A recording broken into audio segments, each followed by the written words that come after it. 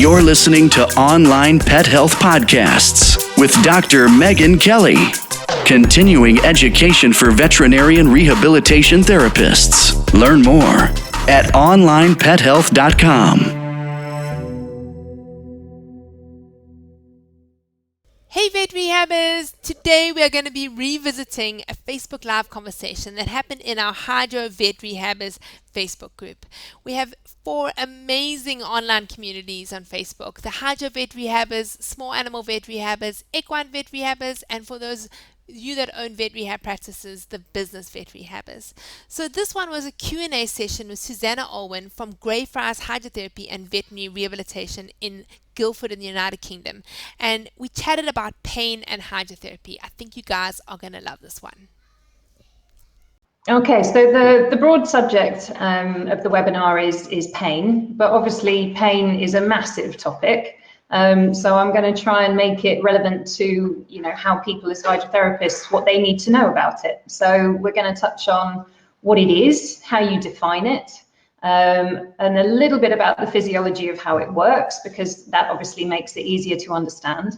Then we're going to talk about how you actually recognize signs of pain in dogs. Sometimes it's very subtle, sometimes it's more obvious. There are all sorts of different things you need to look for. So how can you actually tell whether an animal is in pain?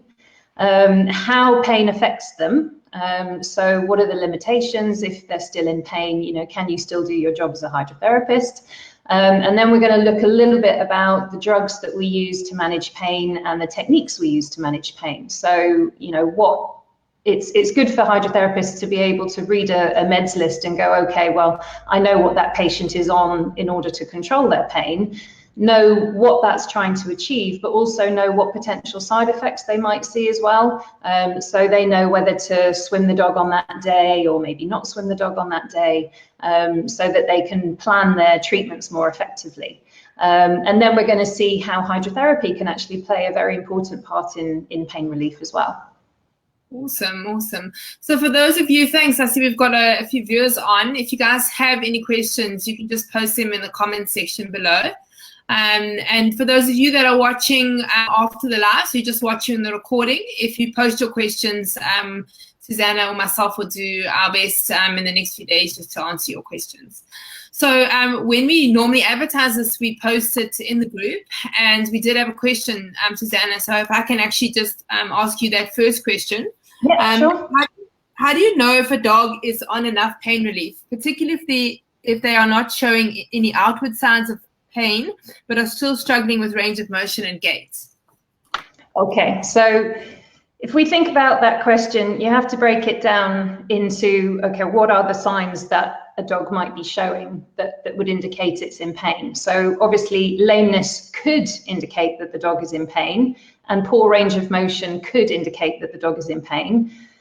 But also, if we look at the gait pattern, it might be that it's not actually painful. It might be a mechanical lameness. And the range of motion might be limited, not because the dog is actually in pain, but because there's been new bone growth that means that the joint can't actually move in the direction it needs to go in order to create a fluid gait pattern. So we have to kind of look at the gait pattern and look at the range of motion, but also work out, is that just purely because of a mechanical problem that's stopping that being functionally as it should be, or is it painful?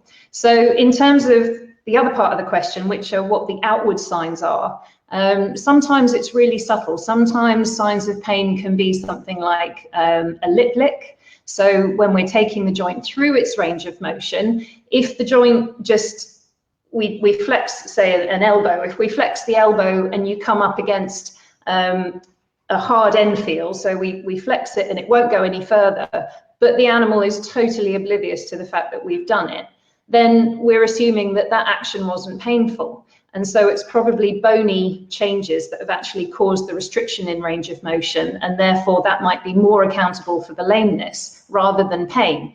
If, however, when we take the joint through its range of motion, the animal is looking round at us, licking its lips, yawning, showing signs of stress, that might give us more of an indication that that motion is actually painful. So then we say, okay, well, evidently then that animal needs more pain relief in order to control that. So there are all sorts of different clinical signs that we need to look for to try and work out whether an animal is actually in pain or whether it's just a structural abnormality which isn't painful, which is causing the gait problem. So there are all sorts of different things that you have to look at. When I do my history taking during the pain consults, I take a very, very detailed history from the owners, talking about what the animal's normal behavior was. Has their behavior changed in any way? Have we noticed anything new? Have we noticed that they've added new behaviors or taken away some of the things that they used to do, like jumping into the car, doing stairs, things like that? Then we take our gait assessment, then we do our physical assessment, and we put all those three things together to try and narrow down, is this patient actually painful, or are we just dealing with a structural problem? Does that answer the question? Yeah, perfectly. And I think for the hydrotherapists, they must work together with the vets too. So if there's ever any concern whether problems with range of motion or gait is potentially because of pain, they can always get the vet to reassess. So I think, looking at that question, I think probably one of the worries is that you carry on doing the hydrotherapy and you're actually making the pain worse. And I think that's probably where the question came. So, I mean, because obviously we can't we? We can make pain worse through hydrotherapy. Yeah, absolutely. So, for example, if we're dealing with a dog with osteoarthritis, if it's actively having a bout of inflammation in the joint, then yes, doing active hydrotherapy can make it worse. So what we need to look out for is whether that patient is significantly worse after they've gone home. So for example, they might have their hydrotherapy session, go home, lie down, and then when they go to get up again, that might be when the owner might notice that they are more stiff on rising. So pain after rest, after exercise would indicate that there is an active inflammatory process going on. So maybe we need to change how we're doing the hydrotherapy because we're obviously stirring something up. Our intervention as hydrotherapists shouldn't cause any increase in the clinical signs. If that's happening, either the disease process isn't being controlled effectively with the medication, or there's something that we're doing as hydrotherapists that is actually making the situation worse. So again, going back to an example of elbow dysplasia, when we first see a new patient, we're very, very gentle with how we swim them because we've had dogs where they've literally done 3 or 4 meters of swimming with support of 2 hydrotherapists. So they've done very, very little, and that's been enough to push them back into an inflammatory flare. And then we have other patients that are able to swim for 20 minutes and do turns and twists and all sorts of things, and they're not kick back into the inflammatory phase. So you have to treat each patient as an individual, assess them initially when they come in for the first time, read the vet assessment, read the physiotherapy assessment, and try and work out how sensitive this patient is going to be to your intervention.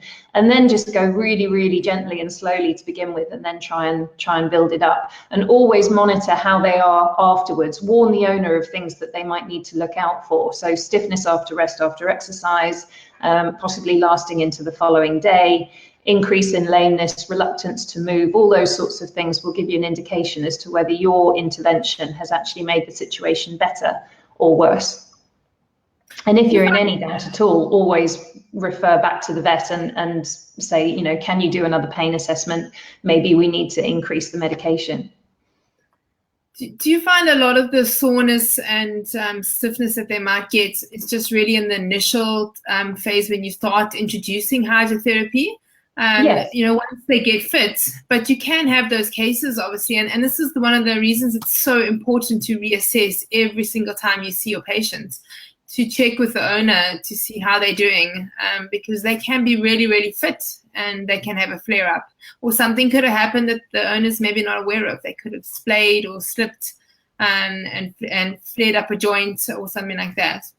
Yeah, exactly. So obviously the first time we meet them, we don't know how they're going to react to hydrotherapy. So that's a time where we have to be really cautious. And when we teach hydrotherapy to students, we say that there isn't a specific protocol. People always want kind of a list of instructions, like, okay, for elbow dysplasia, I swim like this, for hip dysplasia, I swim like that.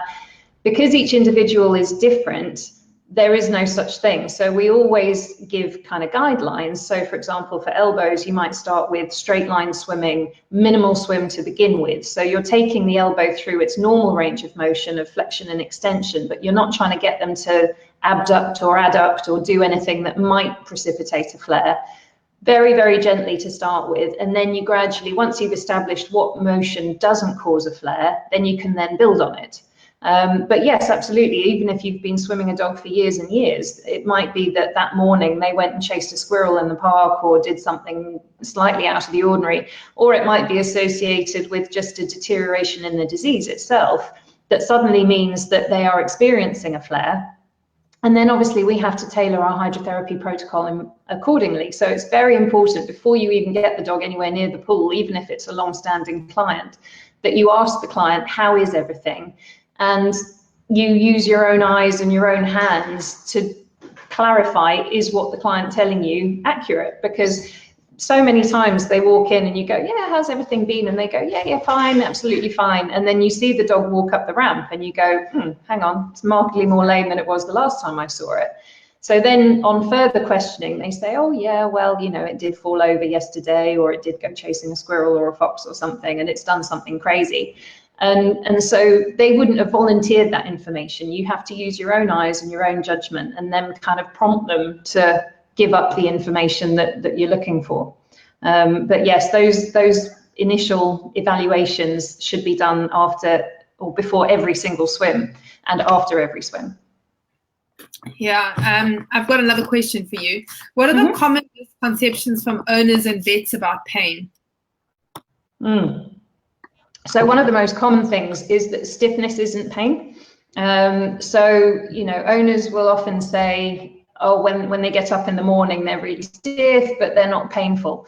What they're often expecting is they're expecting an animal in pain to actually cry out or yelp or squeak or, you know, somehow vocally express their pain. And so many of the patients that we deal with don't do that. Okay, some of them do, but most of them show their pain in other ways. So very subtle signs of either withdrawing from the family, not wanting to interact with other dogs, those sorts of behaviors, or just becoming quite lethargic and disinterested in life. That can be one of the signs of chronic pain. Acute pain is more likely to cause the sorts of signs that they're looking for, the squeaking, the vocalization. But often they're not looking for the right things. So again, in my lecture in August, I'm going to be talking about all the different signs that we look for to indicate that a dog might be in pain. And if we then share that information with the owners, they then know what they're looking for as well. So they know how to judge their dog's pain on a day-to-day basis much better, and then they can give you accurate information. The problem with veterinary surgeons is that obviously they only see the dog in a snapshot on that day in question. Maybe, you know, several months go by before they see them again. Whereas we as hydrotherapists are often seeing the dog day in, day out. So we get to know the subtle behaviors that they might be showing to us, which they don't show in a clinic, in a veterinary clinic environment, because obviously the dogs are stressed. They might suffer from white coat syndrome. You know, they walk into a veterinary clinic and suddenly they seize up and they're like, oh, we're not going to give anything away. So again, in a hydrotherapy scenario, they're much more likely to behave naturally as they would at home. And in questioning the owners, you've got more time with the owners. So we need to educate the owners how to look for signs of pain, and also feedback to the vets that maybe we're seeing signs of pain that they're not. If I think back to consulting, one of the problems always is those stoic dogs too. That don't really show pain when you're examining them. And I think just going back as a vet, you know, as a rehab vet, I'm sort of more tuned to all the other signs. Yeah. But, you know, when we studied, it was, you know, pretty much, I mean, we didn't even, I don't even remember having anything about any muscle pain, you know, muscle tension and anything. It was literally you just manipulated the joints, you put them through their range of motion, and if the dog indicated or yelped or turned around to bite you or maybe licked its lips, then there was a problem. But I mean, in my first years as a vet, I can't recall ever palpating any muscles to see if there's muscle, you know. And especially those stoic dogs, you know, those dogs that are just, it will be painful for them, but they just grit and bear it, then you've got to be aware of those real subtle signs, don't you? Yeah, no, exactly. I mean, I had the same thing. I went through vet school 20 odd years ago, and we were never shown how to do a proper examination for pain. It was only when I went on to do further postgraduate study that I learned about that. And yeah, how different dogs react. I now have my own rescue dog, and he went through about last year of having really bad back pain, but because he was a rescue, all you knew was that when you pressed in certain areas, he would just do a little intake of breath and then hold it.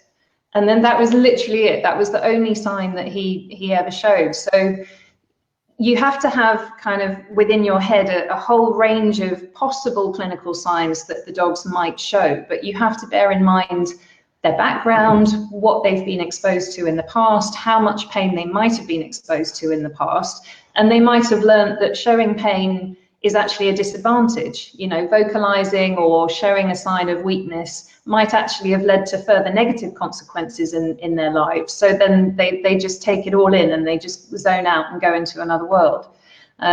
So yeah, it's a very, very difficult area to kind of become competent in, but it's just experience and numbers of cases going through your hands. You begin to recognize all the different individuals and how they respond, and then you begin to get better at predicting which individual is going to respond which way. So then you just get better and better. It's all down to experience. I think also it's the individual patients, and I think that's why pet owners are really good at picking up when there's a problem. If I think back to the days before being a rehab vet, I can remember clients bringing their dogs in or cats in, and they'll say my dog is sick, and I'll do a clinical examination, a blood smear, temperature, everything. I can't find anything wrong. And they were adamant, So I said, okay, well, come back later or tomorrow as soon as there's a sign. And sure enough, they would come back the next day and I'd take its temperature and it had a fever, So like the owners are so aware because they also know their pets. So it's really important that we communicate with them. And I must say, in practice, it's one of the things I used to find really difficult when somebody else brought a pet in. When you have, say, for example, one of those pet ambulances, they'll maybe go fetch the dog and bring it in. And then you'll say, well, how they've been doing? And they'll go, oh, I don't know, just fetch the dog and brought it here. Makes our job sometimes a lot harder because you sort of, it's good to get that feedback. It's essential. Yeah, I mean, we have a few clients, I can't think of any at the moment, but we used to have a few clients where like the driver brought the dog or somebody else brought the dog, and you're missing a key piece of information when you go, how were they after the last swim? What's been happening this week? How are they in general? And they just go, oh, I don't know. And yeah, you can't do your job effectively if you don't have that piece of information, because it's a big part of it. But going back to what you were saying about the individual, yeah, every individual experiences pain in a different way. So a pain sensation is not a faithful signal that's taken from the site of injury to the brain. And we're going to look at this in the webinar next month. There are lots of areas in the body where the pain signal can get changed. So the way that you would experience pain after an injury is very different to the way that I would experience the pain after a similar injury. We might feel completely different things because of how our bodies are, how our metabolism works, what we might have been sensitized to in the past, what our emotional links to pain are. All of those things feed into how much pain an individual feels. So there is no kind of one size fits all kind of, yes, this animal is definitely in pain, or this animal is in more pain than this animal. It just doesn't work like that. You have to treat each individual as an individual and work out what's going on a case-by-case basis. Well, I'm really looking forward to your webinar next month, and I'm sure all the members are too. Thanks to all of you guys that took the time to come and listen. Like I said, if you have any questions, you're welcome to post them. Susanna, if you get a chance, later on today, if you just have a quick peek on the Facebook community just to check if there are any questions. just talking about that, that people bringing their dogs in. I'm like a systems person now, so like everything has to have a system. And if I think back now, probably what I would have done is had a rule to say to clients, if somebody ever brings your dog in, you need to send a little piece of paper and you need to say these questions. That's what you have to answer. So that will completely eliminate. So it's something to think about, guys. If you have clients that are they're not actually bringing their dogs in, somebody else is, then just make that a rule. So if somebody else brings a dog, they have to tell you whatever questions that you need to know. Yeah, good idea. Thanks, Susanna. Have a lovely day, and cheers, everyone. See you soon. Cheers, bye. Well, I hope you guys enjoyed that Q&A session as much as I did. I've got some good news for you. Susanna actually did that topic as a live webinar for the Online Pet Health Hydro members.